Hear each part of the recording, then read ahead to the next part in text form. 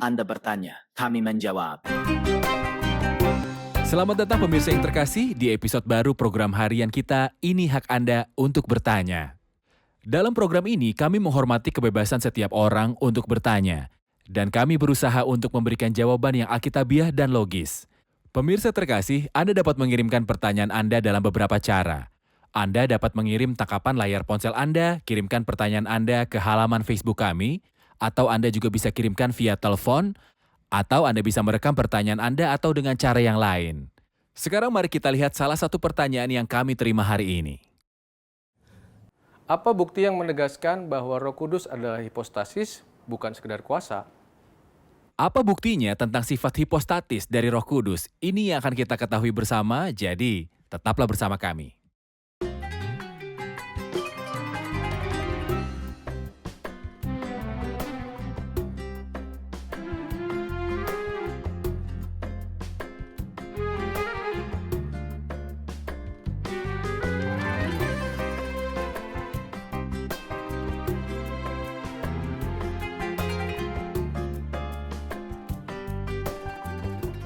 Sejak hari-hari awal gereja di bumi, dari awal kekristenan, ada banyak ajaran sesat yang muncul dan terjadi yang menantang keaslian dari Alkitab. Dan kebenaran dasar kekristenan, seperti keilahian Kristus, keesaan Allah, keilahian Roh Kudus, sifat hipostatis Roh Kudus, dan validitas Alkitab. Sebenarnya ini tidak aneh sama sekali. Karena ketika Rasul Paulus memanggil para penatua gereja Efesus dalam Kisah Para Rasul 20, dikatakan karena itu jagalah dirimu dan jagalah seluruh kawanan, karena kamulah yang ditetapkan Roh Kudus menjadi penilik. Bahkan dari antara kamu sendiri, akan muncul beberapa orang yang dengan ajaran palsu mereka berusaha menarik murid-murid dari jalan yang benar. Lalu Yohanes mengatakan dalam suratnya yang pertama tentang beberapa orang, mereka keluar dari kita tetapi mereka bukan dari kita, karena jika mereka dari kita, mereka akan terus bersama kita.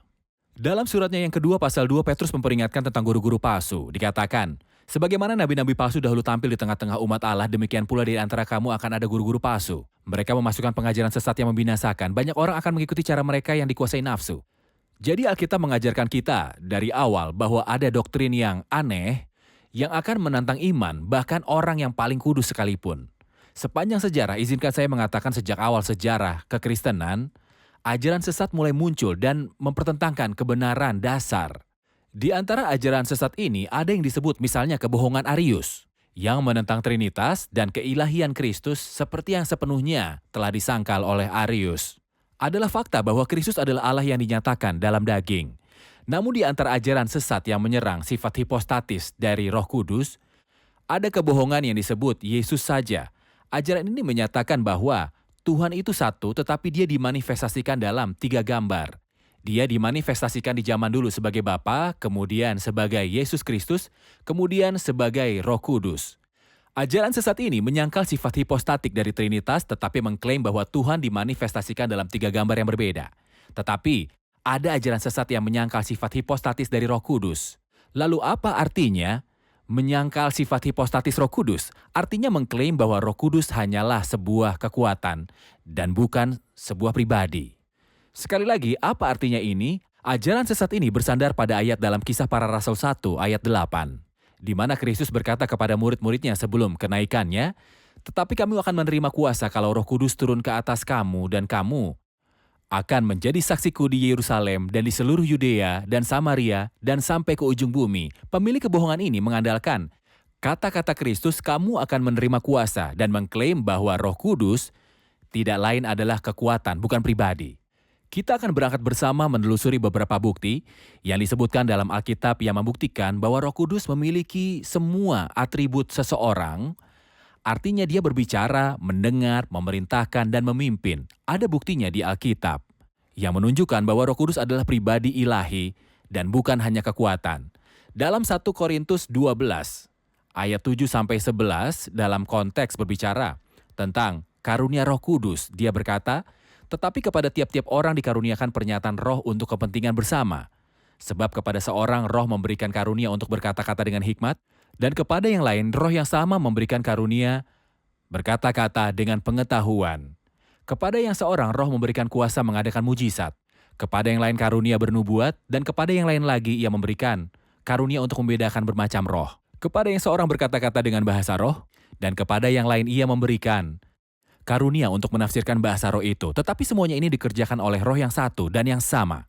Perhatikan kata-kata berikut, yang memberikan karunia kepada tiap-tiap orang secara khusus seperti yang dikehendakinya. Melalui ayat-ayat ini, kita dapat menyimpulkan bahwa Roh Kudus sebagai pribadi memiliki kemauan, sebuah tujuan, dan pekerjaan seperti manusia. Siapapun yang bisa melakukan ini bukan sekedar kekuatan. Kita juga dapat melihat bahwa Roh Kudus memiliki pikiran dan minat. Misalnya dalam Roma 8, ayat 26 dan 27 mengatakan, demikian juga Roh membantu kita dalam kelemahan kita. Sebab kita tidak tahu bagaimana sebenarnya harus berdoa, tetapi Roh sendiri berdoa untuk kita kepada Allah dengan keluhan-keluhan yang tidak terucapkan. Dan Allah yang menyelidiki hati nurani mengetahui maksud Roh itu, yaitu bahwa ia sesuai dengan kehendak Allah berdoa untuk orang-orang kudus. Semua tindakan Roh dalam ayat-ayat ini menunjukkan kepada kita bahwa Dia bukan hanya kuasa, tetapi Dia adalah pribadi. Karena semua tindakan ini adalah dari seseorang. Dia membantu dalam kelemahan kita, mencari hati, peduli, dan bersyafaat. Semua tindakan ini adalah pribadi ilahi dan bukan hanya sebuah kuasa. Juga Dia memiliki pengetahuan dan pemahaman. Dan baik pengetahuan maupun pemahaman bukanlah karakteristik dari kekuasaan. Bagaimanapun seorang memahami, mengetahui, dan menyadari.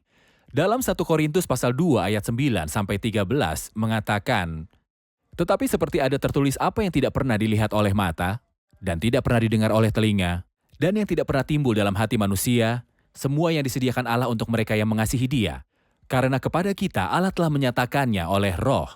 Sebab Roh menyelidiki segala sesuatu, bahkan hal-hal yang tersembunyi dalam diri Allah. Catat bahwa Roh menyelidiki adalah tindakan yang terkait dengan orang waras. Siapa di antara manusia yang tahu apa yang terdapat dalam diri manusia? Selain roh manusia sendiri yang ada dalam dia, demikian pula tidak ada orang yang tahu apa yang terdapat dalam diri Allah selain roh Allah. Kita tidak menerima roh dunia, tetapi roh yang berasal dari Allah, supaya kita tahu apa yang dikaruniakan Allah kepada kita. Kami berkata-kata tentang karunia-karunia Allah dengan perkataan yang bukan diajarkan kepada kami oleh hikmat manusia, tetapi oleh roh dengan rohani, dan itu semua adalah tindakan dari Roh Kudus. Dia juga memiliki kasih sayang dan cinta.